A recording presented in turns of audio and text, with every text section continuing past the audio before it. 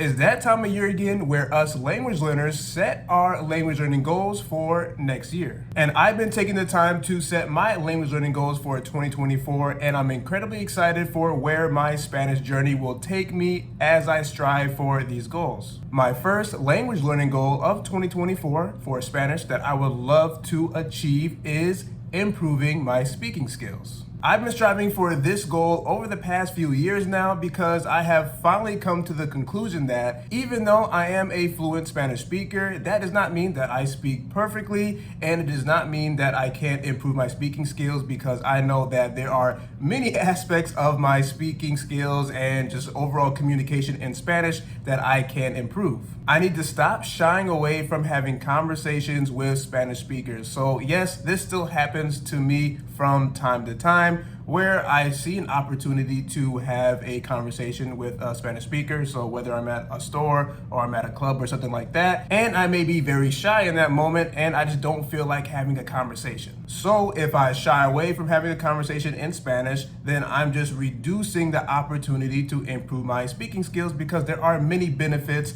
of having conversations in Spanish with a actual Spanish speaker. And the same thing goes when I'm actually having the conversation in Spanish with that Spanish speaker. So I've had the bad habit of being very shy, and then when I actually get shy, then I will just not talk that much. And in many situations, that is a very fast way to end a conversation, by being very quiet. So I just need to push myself when I'm having these conversations, regardless of how I feel, how uncomfortable I may feel. One thing I'm going to force myself to do when I'm feeling very shy is just to use a lot of filler words and filler phrases, so I'm not just staring at that person and just nodding my head and saying, sí, and that's it. I know one way to have longer conversations in Spanish and to improve my communication skills in Spanish is by talking about more topics and talking about these topics in detail. Another way that I'm going to improve my Spanish speaking skills is by not mumbling.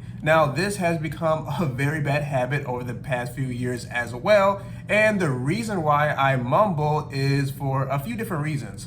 One of them is because maybe I'm very shy in a conversation, so I'm just not opening up my mouth enough. Another reason why I mumble is because I'm trying to speak way too fast, because if you know me, I love to speak Spanish very fast, but sometimes I just try to speak a little bit too fast, and that's when I start to stumble over my words. I mumble, oh yeah, and I also stutter, so that's also something that I need to stop doing a lot. Some other methods that I have to improve my speaking skills in Spanish is by thinking in Spanish, by listening to a lot of content in Spanish, by reading in Spanish, and also by speaking to myself in Spanish. Oye, ¿tienes hambre? Porque yo tengo mucho hambre. No, de verdad. Bueno, yo creo que yo voy a salir a comer, o quizá yo puedo cocinar algo, pero me falta mucha comida en la nevera, yo creo.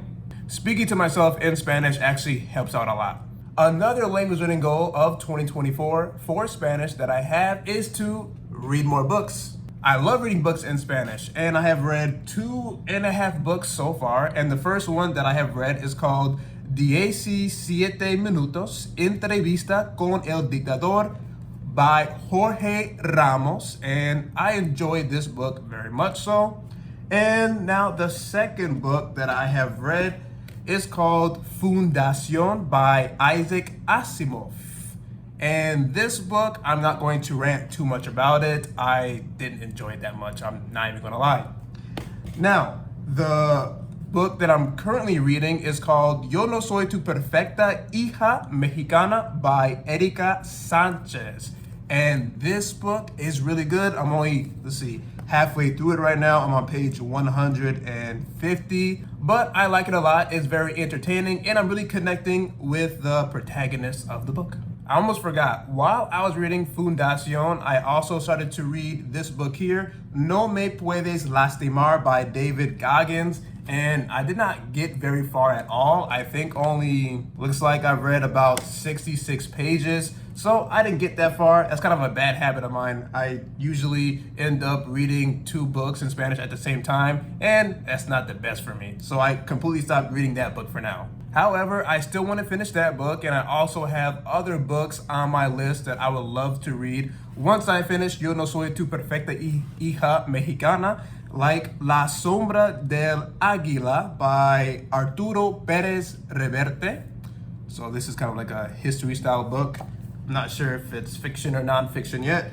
And then besides that, Los Juegos del Hambre by Suzanne Collins. So this is also on my list. With reading books in Spanish, I'll be reading more extensively, so I won't be just diving into all the small little details and trying to understand what's going on in every single page, but I'm just going to mostly be reading for fun so I can develop my vocabulary. But again, I won't be looking up every single word that I don't know, but from time to time, if I see a word, for example, that's repeated throughout the book, then of course I'll probably look that up. But apart from that, I'm just trying to read for fun, but then also to, like I just said, develop my vocabulary, but also to remember a lot of the vocabulary and phrases that I already know. So reading books in Spanish really helps me to maintain my Spanish level. I also really love to read books in Spanish because there's normally a lot of conversations that is happening in between the different characters in a story.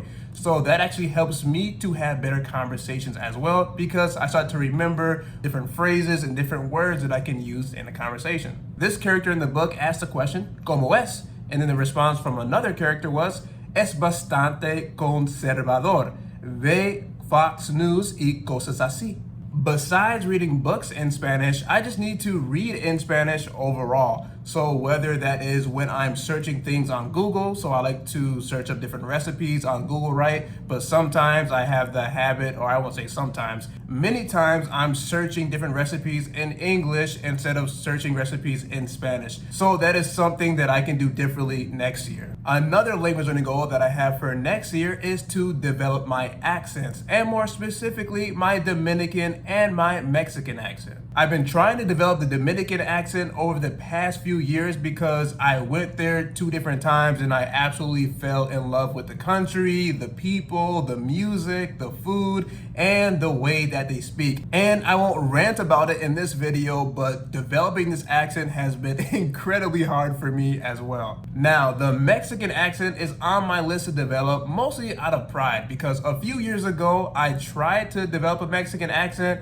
but it just seemed incredibly impossible, and then I quit. So right now, I'm taking another stab at it, and also because I live in Texas, and there are many Mexicans here. I have many Mexican friends. I meet so many Mexicans everywhere I go. So this is actually the perfect opportunity, in my opinion, to be able to develop this accent, just because I have the opportunity to have many conversations with Mexicans and Mexicans from many different parts of Mexico. So I'll be able to get a lot of exposure, and I think that is incredibly important if I want to develop this accent. I think developing a new accent in Spanish is just so much fun, and it's like its own little journey. And I see it as a big challenge, but also a great opportunity to learn more about the Spanish language, because you have to figure out the nuances between the different accents and the dialects of Spanish, of different Spanish-speaking countries, because not every single Spanish-speaking country is going to speak Spanish the same exact way. Increasing my listening comprehension skills in Spanish is also another big language learning goal that I have for next year. You would think that after all these years of learning Spanish and having so many conversations in Spanish with native Spanish speakers, that I would be able to understand everybody. Well, that is not the case at all. This has been another hard pill to swallow, that listening comprehension is very weird in that way. Just because I understand a Spanish speaker from Mexico does not mean that I'm going to be able to understand a Spanish speaker from Venezuela,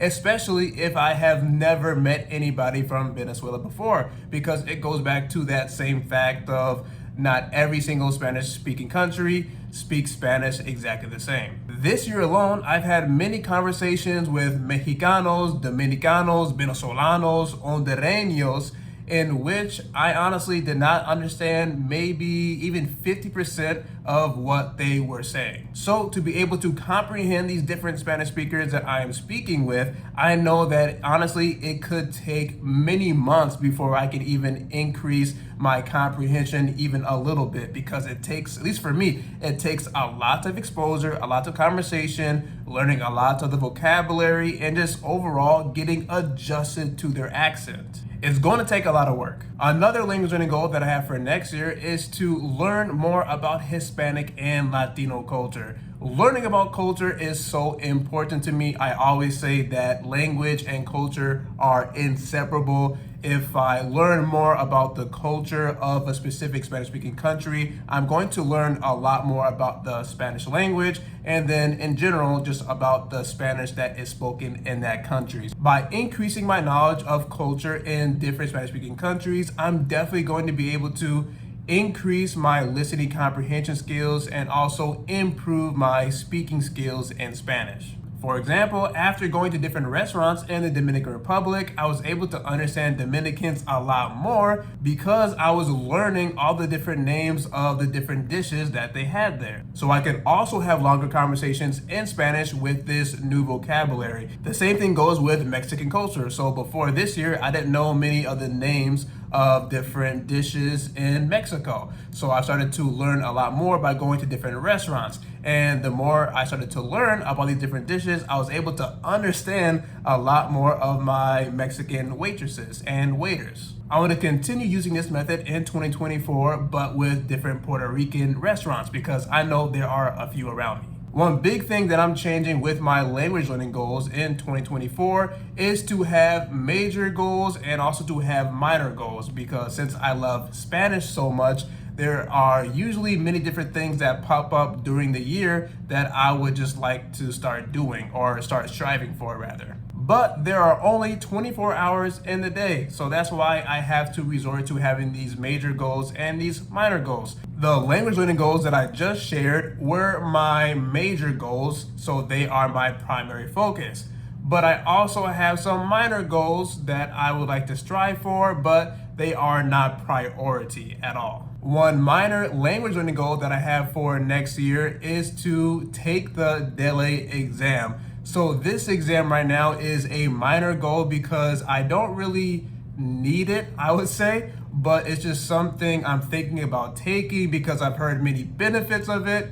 But at the moment, I just don't really see the need to take it. It would basically just be for fun. Another minor language learning goal that I have is to increase my writing skills in Spanish. So I already know that my writing skills will get better just based off everything that I'll be learning about next year. But I'm talking more about focus writing prompts and answering writing prompts and doing a lot of activities that are going to increase my writing skills like that. Another minor goal that I have is to develop my Spanish and Cuban accents. So those were some accents that I wanted to develop this year in 2023, but I just haven't had enough time to actually invest into this because, again, trying to develop an accent takes a lot of time, takes a lot of learning, and just trying to develop the Dominican accent and the Mexican accent is enough on my plate already. If you have already set your 2024 language learning goals, let me know in the comment section below what some of those goals are. Also, I hope some of my language learning goals can give you some ideas. Now, watch this next video.